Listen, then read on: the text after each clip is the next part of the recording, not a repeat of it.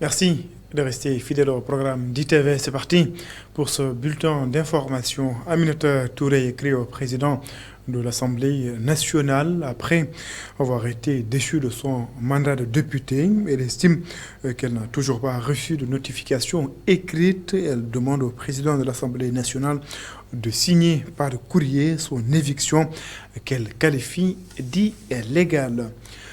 Le président de la République a inauguré la centrale thermique de Malikonda qui a une capacité de 120 MW d'un coût de 101 milliards de francs CFA. Cette centrale va renforcer la production d'électricité. Ce projet ouvre une ère dans le partenariat public-privé selon le chef de l'État. Je vous propose d'ailleurs de l'écouter.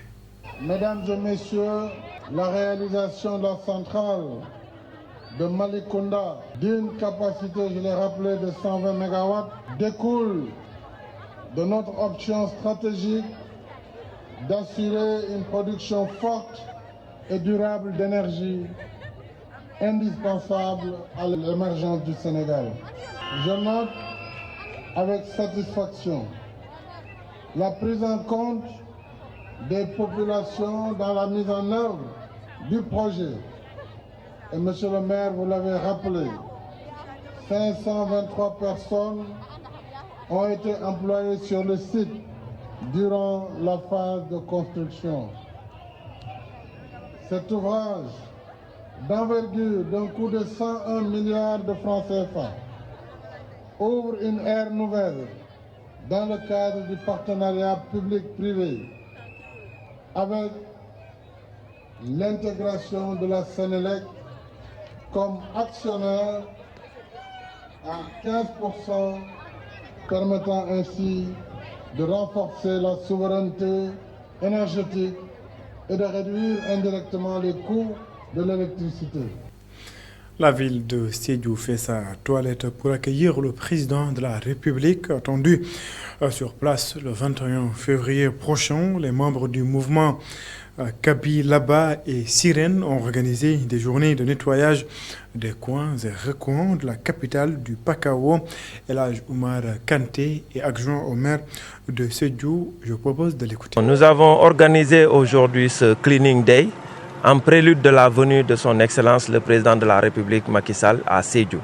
Donc justement pour donner un cadre de vie sain. Comme vous le savez, Sédhiou est cité parmi les villes les plus propres du Sénégal, avec l'accompagnement des services que le Président de la République a mis à la disposition de la collectivité territoriale, à savoir la SONAGED, le PROMOGED et le FERA, donc le Fonds d'entretien routier, qui s'active quotidiennement à l'entretien de la voirie communale. Donc pour accueillir un président, comme dans toutes les villes, les maires se regroupent pour discuter un peu, pour accueillir le président.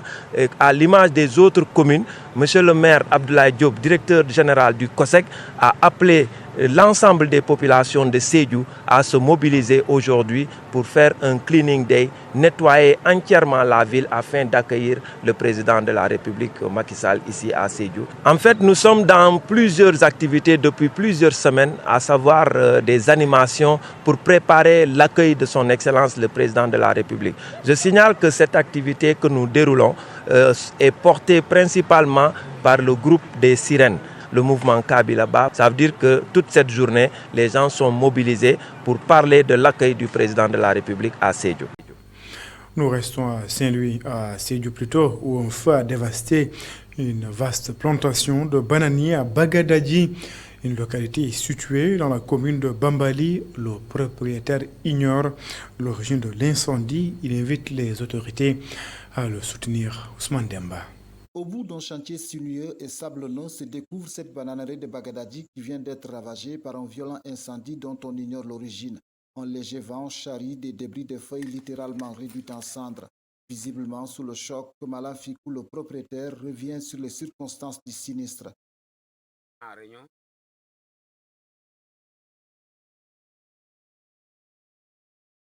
Comme ça, finalement, pour sauver ça, le devoir. Bon, lorsque je suis venu, je l'ai demandé d'où vient le feu. Ils ont dit qu'ils ont vu le feu comme ça. Ils ont vu le fonds comme Depuis son retour, ce jeune migrant s'investit dans l'exploitation agricole d'un espace familial. Plus de 7 ans d'efforts anéantis par des flammes. oh, j'ai perdu beaucoup. De 200 kilos, 250 kilos minimum, si c'était pendant l'hiver, 300 par le coupage. Par récolte. Maintenant, j'ai même perdu parce que j'avais même installé le motopompe. Tous les raccords sont brûlés. Les raccords sont brûlés. Même il y avait le motopompe qui est à l'intérieur, et c'est brûlé sur l'incendie. S'il s'est félicité de la mobilisation des populations pour circonscrire un mal déjà profond, Malan déplore l'absence des autorités locales à son chevet. Je peux dire que ce n'est pas moi seul qui travaille, parce que plus de 15 personnes qui travaillent. Ces personnes ont toutes des responsabilités.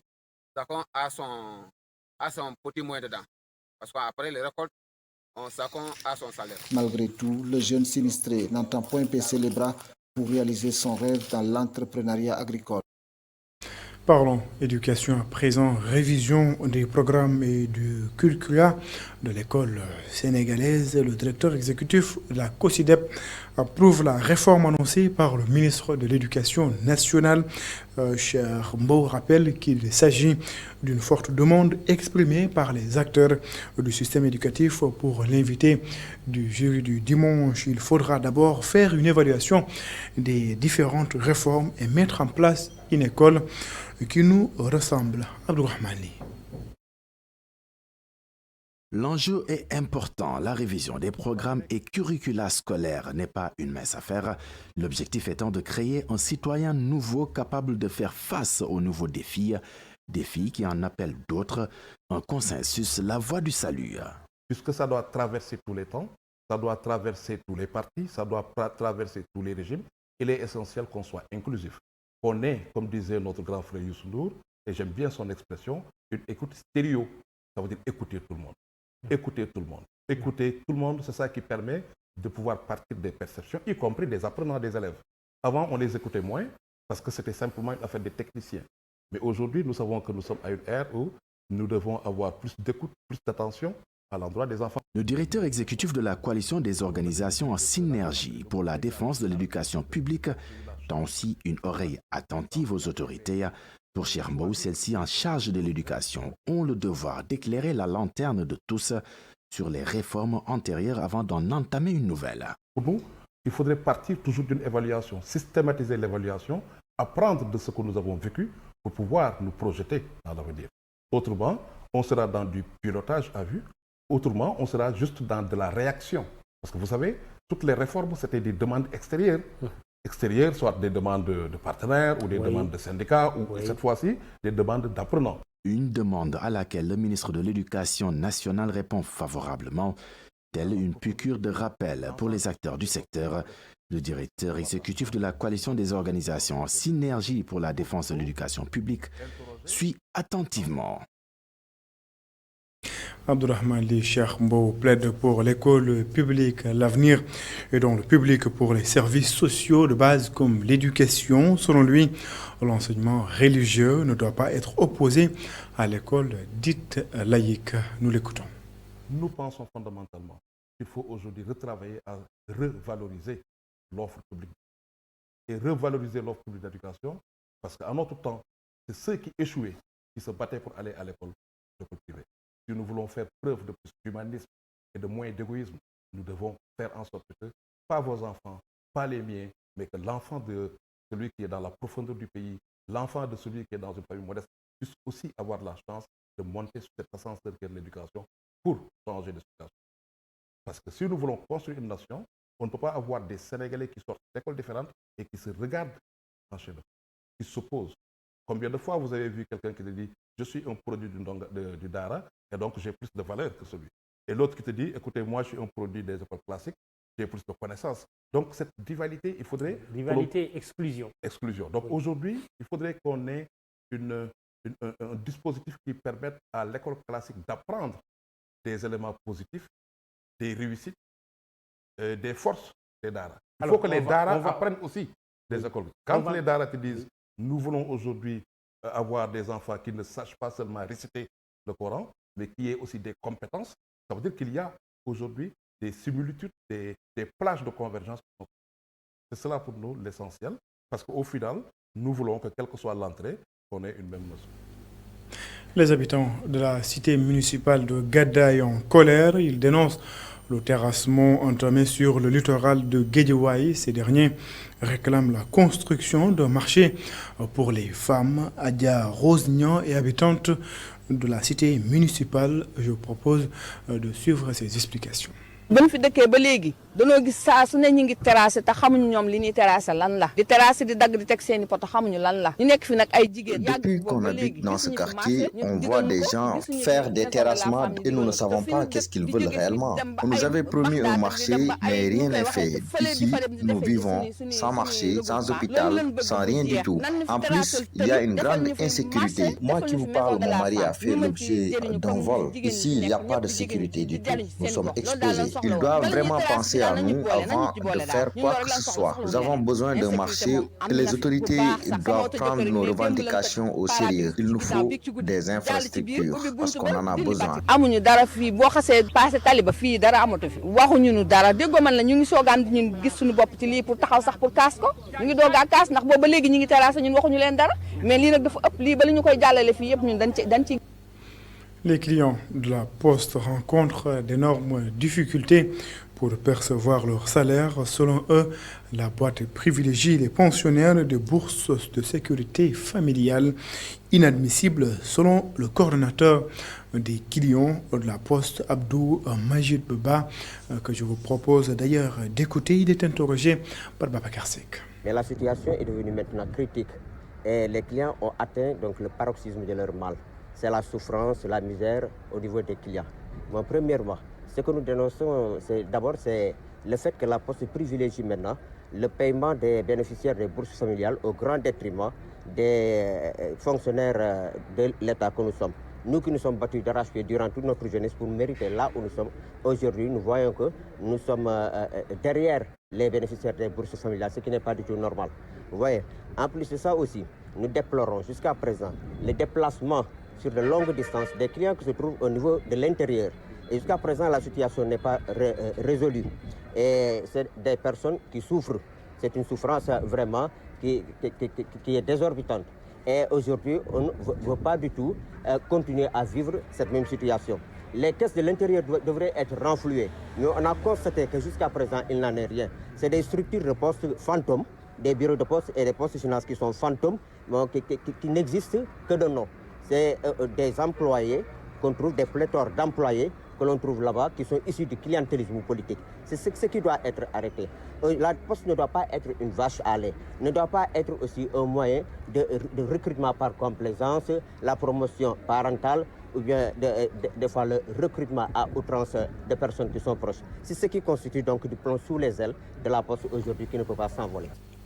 À Kaolack, 120 entreprises ont participé au programme de l'ADPME dénommé SME Loop. Objectif, aider les entreprises à booster leur chiffre d'affaires. Dr Mbaïjan Marie Diouf est le secrétaire général de l'ADPME. Il est ici au micro de nos correspondants permanents à Kaolack, Adamassar et Assoumay. Nous avions un programme intitulé SME Business Training and Coaching Loop, on l'appelle communément SME Loop, un programme qui est mis en œuvre par l'ADPME depuis 2 ans, un programme qui a été financé par la GIZ à travers le programme Invest in Jobs for Jobs, et ce programme a été bien entendu en test dans 5 régions du Sénégal afin de les aider à pouvoir bien entendu renforcer leurs capacités managériales. Ce matin à Kaolack, il a été un plaisir pour nous de partager avec les acteurs les résultats de la région. Kaolack qui bien entendu a vu 120 PME participer à ce programme et qui ce matin ont pu témoigner des résultats que ce programme a pu avoir dans leurs entreprises. C'est une croissance de leur chiffre d'affaires, c'est une nette amélioration de leurs résultats nets, c'est des emplois maintenus, de nouveaux emplois créés, et c'est en cela que réellement on peut se satisfaire du déroulement de ce programme qui est une nouvelle approche qui a été bien entendu importée et qui aujourd'hui bien entendu a pu aider des PME sénégalaises à pouvoir connaître des résultats probants. L'inauguration à Matam d'un marché central à l'infrastructure a coûté près de 600 millions de francs CFA, financé en grande partie par la commune et ses partenaires. Amadou Mardialou. Un an après sa réélection à la tête de la mairie de Matam, l'édile de la ville, Mamadou Moridjaou, a procédé à l'inauguration du nouveau marché central de la ville, en présence du préfet et du guide religieux Thierno Mohamedou Samassa. Une réalisation financée par la commune de Matam. Je pense que ce marché, l'élaboration a duré plus de 6 ans ou 7 ans. C'était pas facile. C'est un marché qui a coûté quand même plus de 600 millions. Notre premier partenaire, ce sont nos amis français, c'est-à-dire l'Ardèche, la Drôme. Et au moment où on a voulu élaborer ce marché, ils ont mis 2 millions pour l'architecte. Vous savez que tout ça, ça fait partie des projets du président de la République, M. Macky Sall, depuis 2018. Mais c'est un projet qui a été élaboré par la commune elle-même. Donc ce n'est pas un projet de l'État, c'est un projet, il faut bien le reconnaître. C'est un projet typiquement communal qu'on a pu finaliser aujourd'hui. Après avoir approuvé les réalisations d'immeubles de la ville, l'autorité territoriale invite les acteurs économiques à prendre des mesures idoines pour faire face au branchement électrique sauvage qui serait à l'origine des incendies dans plusieurs marchés du pays. Et pour les populations et au premier chef, les acteurs économiques que sont les commerçants, au niveau des marchés du Sénégal, vous avez constaté qu'il y a eu beaucoup d'incendies.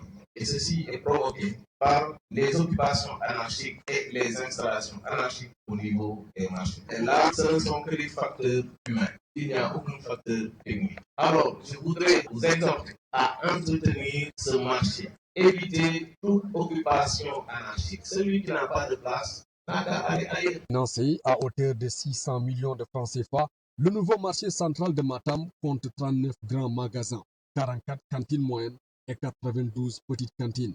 Ce joyau économique d'une dimension sous-régionale peut booster l'économie locale de sa position géographique.